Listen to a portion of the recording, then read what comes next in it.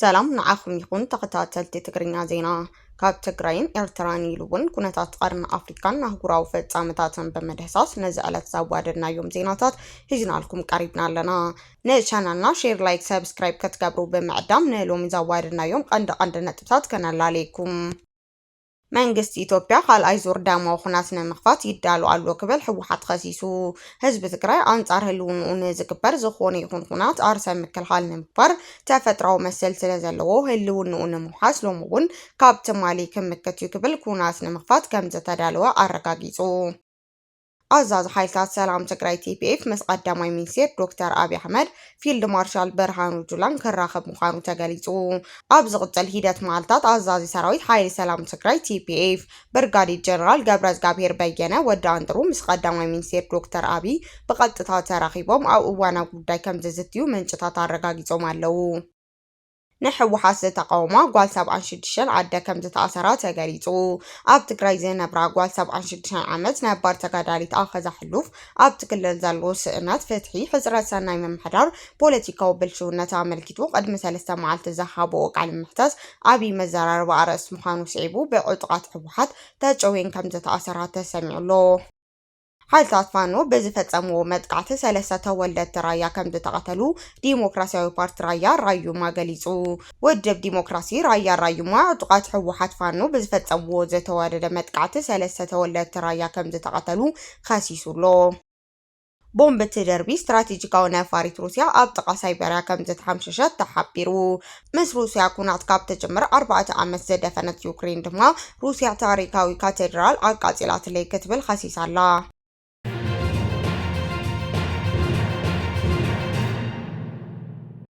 ናይ ዝብሉን ካልኦት ፍጻመታትን ከም ዝስዕብ ቀሪቡሎን ሰናይ ምክትታልኩም ብኽብሪ ብምዕዳም ናብ ዝርዝሮም ክነስክረኩም።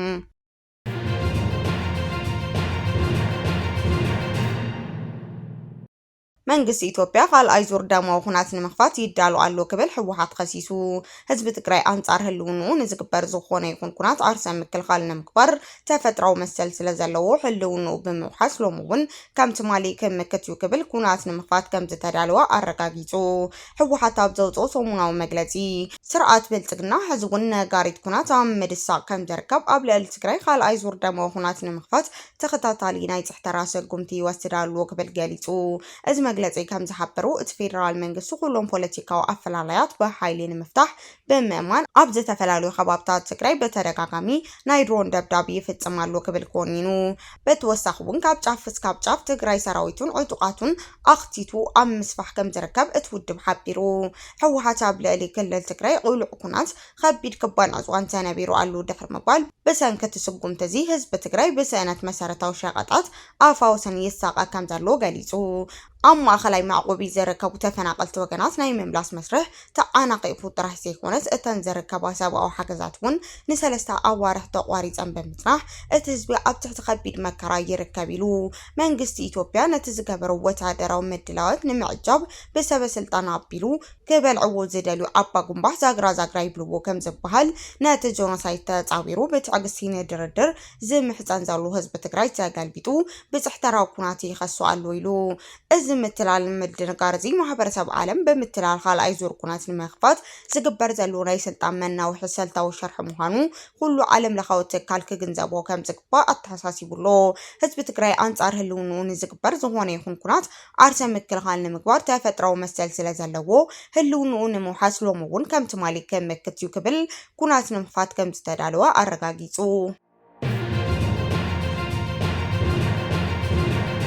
ኣዛዚ ሓይልታት ሰላም ትግራይ TPF ምስ ቀዳማይ ሚኒስትር ዶክተር ኣብይ ኣሕመድ ፊልድ ማርሻል ብርሃኑ ጁላ ክራኸብ ምዃኑ ተገሊጹ።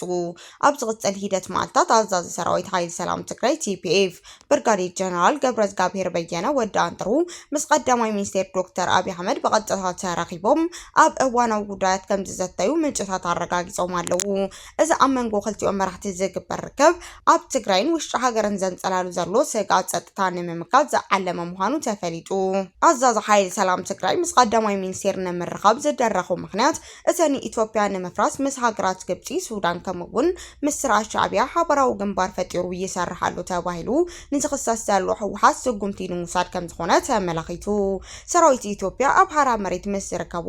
بسرعة بلتقنا كم زرقف مزدنقر لهم حيلتا سلام تقراي TPF بمتحبارنا بتقراي نمتاو مدلاو يقبر مهلاو متصبصابنا زذكريو هالتيوم مراحتين ناتيكا فقاد وزاي سلطان بحيتو زرلو زبل وقو جلد حبوحات نمدمساس بخامي بتمرت بحابراو وتادرات سقوم تكسارقو كم تخلو سمم معنات كقابرو تتبيت كم زرلو تتقشو عبد سمم معنات ركب مراحتي أزازم كل سراويت إثيوبيا فيلد مارشال برهانو جلا بأكال كركبو مخاروم تحبيرولو إذن مرح تركب زقبر زلو بسنبت عبز تخيدا هزو تاقيبا نحالفنات كمبارات لعلواي وتهدرو عمر راحتات نخونات نكدالو تأزاز كابز توهاو من دحاريو عبز سمونزي جنرال إثيوبيا كاب كلهم إزتات كمبار عند مرحتي سفيح سلطاناتات كمز تخيدا تقاليتولو مسحايلتات سلام تقراي TPF بمتحبار قبل لحوحات وتهدرو سقوم تنموسادن نخلهم لعلوتا مرارها إزتات إثيوبيا عند ممرحتات صنع تزاز تمحلاليفو مهلاو انداتقلت يركب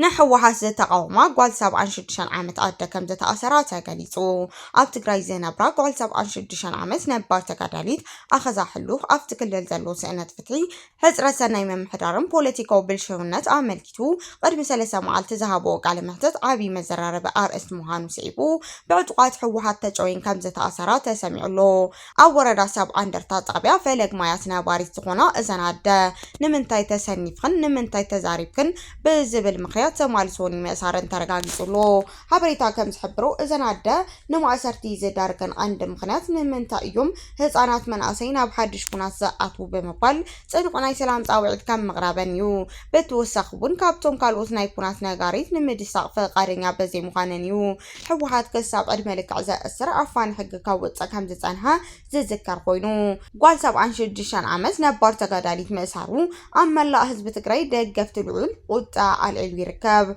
قوال 76 عامت بقال تتسكع عدما ويزرو أخذ حلوف كسا بزي زينا النسار حلو أوان أو وردا ساب عندرتا كابوابي انكورو زي ركب بوليس أبياتا أسيران كم دلوا تفاليتولو نازي سعيبو مقبي ماي كام أبون غيار خدان نمبصح مساري مقنيات نمحتاز نا بوليس أبيا زنبروحو بيتسابن قوربا بتن ببوليس مفرح بتحوهم كم زي تباررو تاقاليزو بعلوا سلطان منقسة تقراي زي تقوطاطرة بدكتور دبرتيون زمرح وحات نسلطانو حارقا زخونا عبيتي أمرارها من أسي كأسر زيزان حبقات زخونا نزل عدمت أقب زخونا قوال 76 عامت عدم إسارو كنزل لوغو بوليتيكا ومهرحنا تابحتو زأتو مخانو انداتا قلت سيركب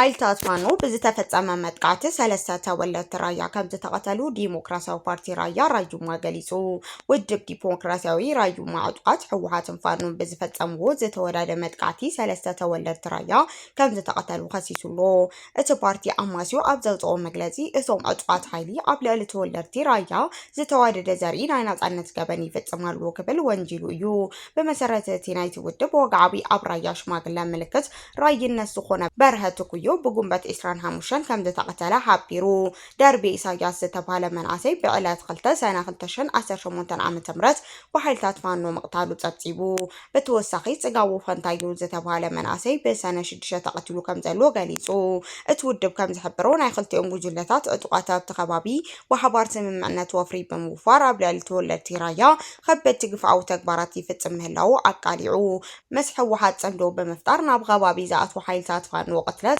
عفنا سرقي من مزبال موقعتي كمون مفهرهن مش مقاقني قبرالو قبل خسيسو ودب ديمقراسيوي رايا رايوما نزتا فترة خبي تسقم هتوس فتح نكوهاون فيدرال منغستين وكوميشن ساباو مسال إثيوبيا إساموكو كم زملكات قاليسولو نقرقن زاقيد أقلتيوم أكلات منم عينت أونتاو ملاش كم زي ترخبا منغست زلو حقرو حالفنت أم مخبار رخمتات كم زرعي بتصنع وقيسويو أبتخبابي علامات أقاتي موز بغال زلو قداي مسارات كيرو كاب حوحة تنفانو زاقيد وزاتا قومو يخون حبريتا يلن ቦምብ ትድብሪ ስትራቴጂካዊ ነፋሪት ሩስያ ኣብ ጥቃ ሳይቤርያ ከም ዝተሓምሸሸት ተሓቢሩ ምስ ሩስያ ኩናት ካብ እትጅምር 4 ዓመት ዝደፈነት ዩክሬን ድማ ሩስያ ታሪካዊ ካቴድራል ኣቃፂላ ትለይ ክትብል ከሲሳላ ኣብ ግዝኣት ሳይቤርያ ዘካይድ ዝነበረ ልምምድ በረራ ቦምቢ ደርባይት ስትራቴጂካዊ ነፋሪት ሩስያ ቱቅ 22 M3 ከም ዝተሓምሸሸት ሚኒስቴር ምክልኻል እታ ሃገር ኣፍሊጡሎ እዚ ናይ ኒውክሌር ኣቅማ ዘለዋ ኣብ እዋን ሶቪየት ዝተሰርሐሉ ብልዑል ድምፂ እትጓዓዝ ነፋሪት ቅድሚ ሕዚ ኣብ ውግእ ሱርያ ዩክሬን ንከበድቲ ወታደራዊ ልኡኻት ከተገልግል ፀኒሓ እያ ኣብ ማሕበር ሚድያ ዝተዘርገሐ ተንቀሳቀሰ ምስሊ ከም ዘርእዮ እታ ነፋሪት ኣብ ሓደ ጫካ ውሽጢ ተወርዊራ ክትሕምሸሽ ከላ ዓብይ ናይ ሓውን ትክን ማዕበል ክለዓል ከሎን ከም ዝተረኣዩ ተሓቢሩ ይኹን እምበር ናይታ ነፋሪት ኣበርቲ ፓራሹት ተጠቂሞም ከም ዝወረዱ ኣብ ልዕሊ ሰባትን ንብረትን ዝበፅሐ ጉድኣት ከም ዘየለ እቲ ሚኒስቴር ገሊጹ እዚ ሓደጋ ምክሳት ነፋሪት ዘጋጠመ ፕሬዚዳንት ዩክሬን ቭላድሚር ዘለንስኪ ሩስያ ብዩኔስኮ ኣብ ልዕሊ ዝተመዝገበ ታሪካዊ ካቴድራል ብፍሉጣ መጥቃዕቲ ፈፂማ እያ ብምባል ካብ ዝኸስስ ድሕሪ ሂደት ሰዓታት እዩ እቲ ኪቭ ዝርከብ ብሰዓብቲ ኦርቶዶክስ ዓብይ ቅዱስ ስፍራ ተባሂሉ ዝእመነሉ ናይ ዶርሚሽን ካቴድራል ገዳም ግቢ ብሰንኪ ደብዳብ ኣየር ሩስያ ከቢድ ዕንወት በፂሕዎ ከም ዘሎ እቲ ፕሬዚዳንት ኣፍሊጡ ብኣንጻሩ መንግስቲ ሩስያ ኣብ ልዕሊኡ ንዝቀረበሉ ከቢድ ገበን ክሲ ሓሶት ምዃኑ ብምግላጽ ነፂጉዎ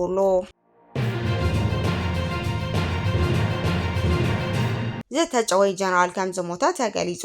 ተጨወይ ዝጸንሐ ናይጀራዊ ጦረተኛ ጀነራል ኣብ ጨወያ እንከሎ ህይወቱ ሓሊፉ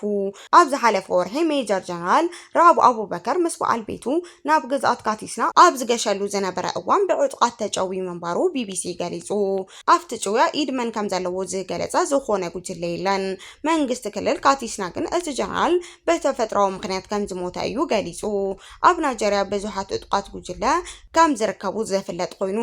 እቶም ዕጡቃት ጉጅለ ኢዶም ክህቡ በመንግስቲ ጻውዒት ቀሪብሎም ኣሎ ፕሬዚዳንት ናይጀርያ ነቲ ኣብቲ ሃገር ዝግበር ቀጻሊ ጨወያታት ህይወት ኣሽሓት ሰባት ዝቀስፍ ዘለዎ መጥቃዕቲ ብምኹናን እቶም ዕጡቃት ኢዶም እንተዘሂቦም ካብ ሓይሊ መንግስቲ ሓያል ወታደራዊ መቅጻዕቲ ክወርዶም ምዃኑ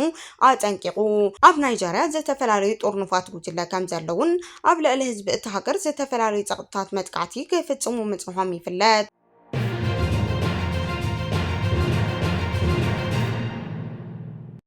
ክቡራትን ፍትወትን ተኸታተልቲ ዜናታትና ነዚ ሰዓት ዘዳለናዮም ሓደሽቲ መዕባለታትን እዋናዊ ሓበሬታታትን ኣብ ዝዛዚምና ኣለና ነመክታልኩም ነመስግን